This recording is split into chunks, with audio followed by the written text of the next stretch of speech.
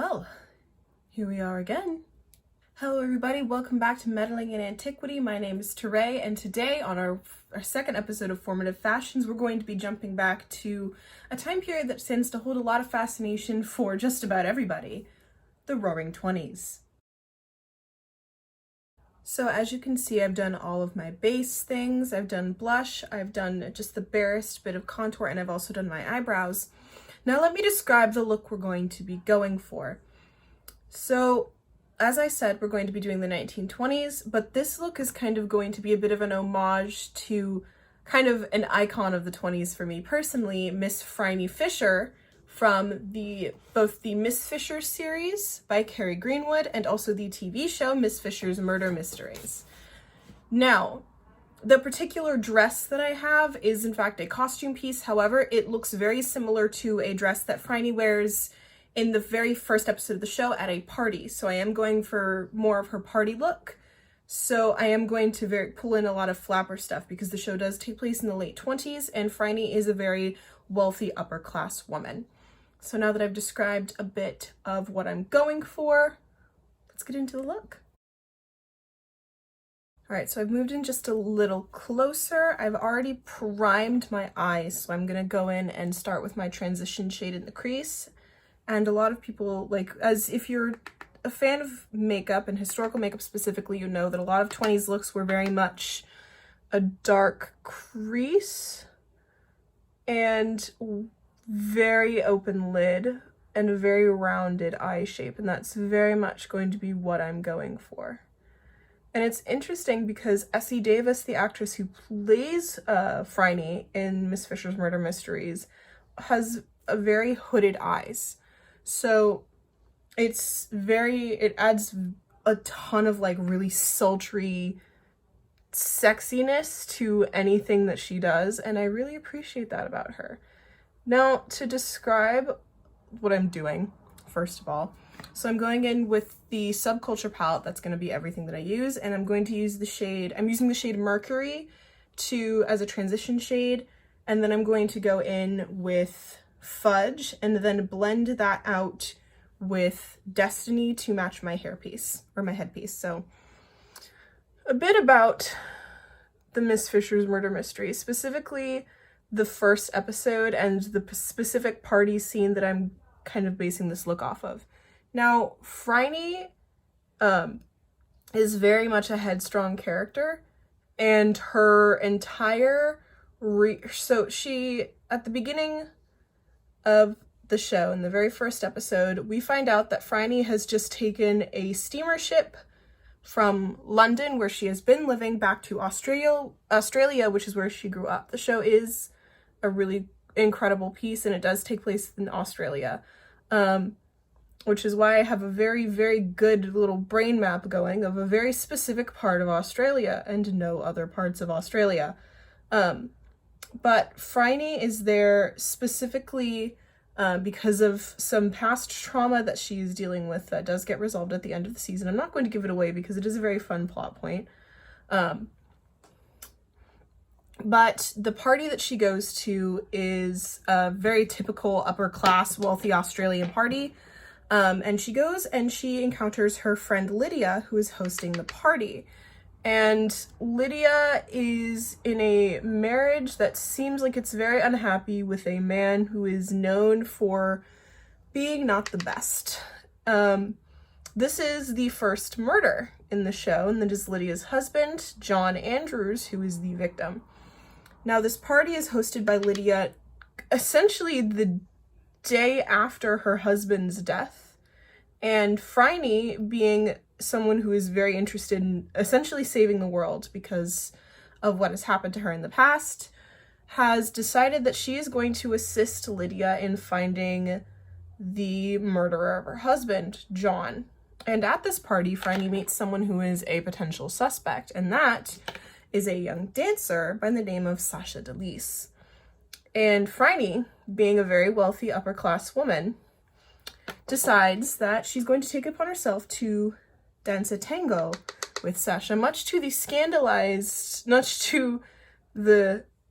scandalized shock of her aunt Prudence, played by Miriam Marigolds, who a lot of people will know as Professor Sprout from the Harry Potter franchise.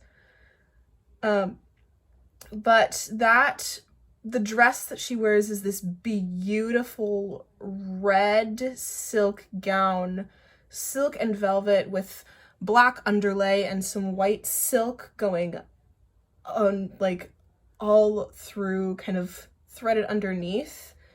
And pretty much everything about Phryne's wardrobe in the show is, if you want to watch the show, especially if you're a fashion enthusiast, the utter care that is taken with Phryne's wardrobe alone is an incredible reason to watch the show. Because if you watch my Miss Fisher video in Sociopolitical Smackdown a while ago, it was right around the time I started the channel, Phryne never wears the same whole outfit more than one time. So what they did, the costume designer spent time researching all period accurate fabrics and making sure that everything Phryne wore in the show would be something that an upper class wealthy woman would wear in the 20s. And in doing that, Phryne being wealthy and it being the 20s, she never wears the same full thing more than once.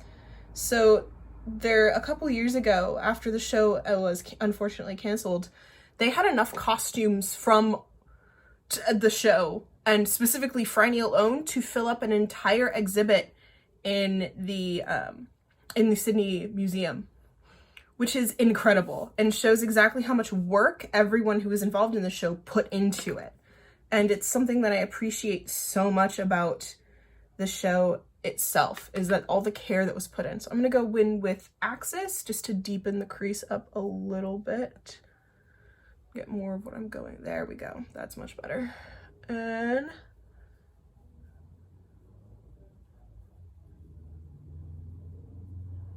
yeah, but everything about the show is incredible. All of Phryne's clothes, her gun, her very specific gun, which is replicated after exactly what is described in Kerry Greenwood's book. It's essentially, the show is just so dedicated to keeping the spirit of the character that Kerry Greenwood created in the Miss Fisher mysteries, and they do it so well. It's absolutely incredible and really is 100% worth the watch. All right, and this one's gonna be really simple. So I think that's about it for this eye, and I'm gonna go in and do the second eye, and I'll be right back.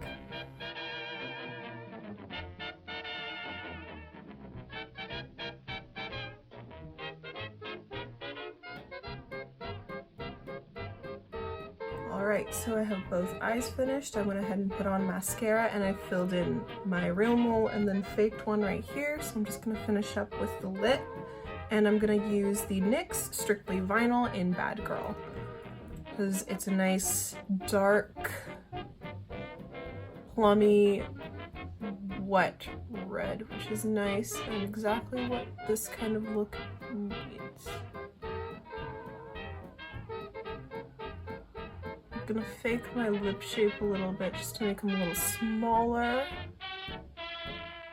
I also turned down my brightness a bit, and I'm gonna go ahead and break out this regular mirror right here.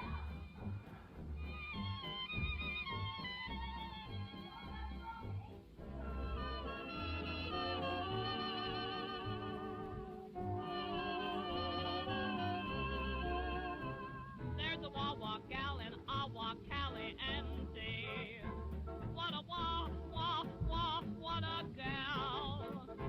She has got that thing, I think you'll like her plenty. What a what a gal. Yeah, that's perfect. You can have each hula hot bamboo, baby. You can have each jolly hot tamale sound. But that wah-wah gal in Awa Caliente. What a what a gal.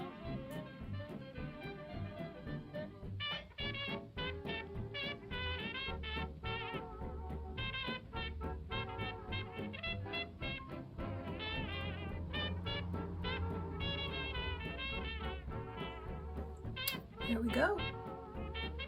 And now let's get into the outfit. So to walk you through the outfit just very briefly, I have a thrifted slip I found at a thrift store. My mom took me thrifting for my birthday, and I found this in the lingerie section, and the cutoff neckline, the short length, the color, and everything about the cut just gave me such 20s vibes, so I had to buy it, and I figured it was perfect for this video. And then I also have just some basic stockings rolled down to the knee, of course, and obviously the scarf, which is just it was a cream colored scarf when I bought it, or when it came to me. And then after a while, I didn't really have anything that I would wear it with when it was still white, so I went ahead and just dyed it a nice dark foresty green color. Now getting into the dress and the coat. The dress, like I mentioned before, is a costume piece. I bought it at a costume store when I was still going to school in Oregon. And if you are an Ashlander, you obviously know the Renaissance Rose. It's a wonderful place, and that's where I bought that particular dress. Now, the coat is a piece that I thrifted the same place that I got the slip, and that is Mad Monk, which is the new rebranding of Rasputin's and their clothing store Anastasia. They've combined them, and they're now one store called Mad Monk. And that is where I found the gorgeous coat, and I'm so thrilled that I found it. I figured it'd be absolutely perfect for 20s and 70s style looks, so I went ahead and I bought it. And the shoes are just character shoes. I'm not even going to show them because I don't really think it's necessary. They're just a basic strapped character shoe, and eventually I do need to invest in some T-straps, but that is an expensive thing for a later time. Now let's get into final thoughts. So, this is the finished look. Obviously I pulled in a lot of the green from the headscarf, which I think really works, and then the contrast with the white coat.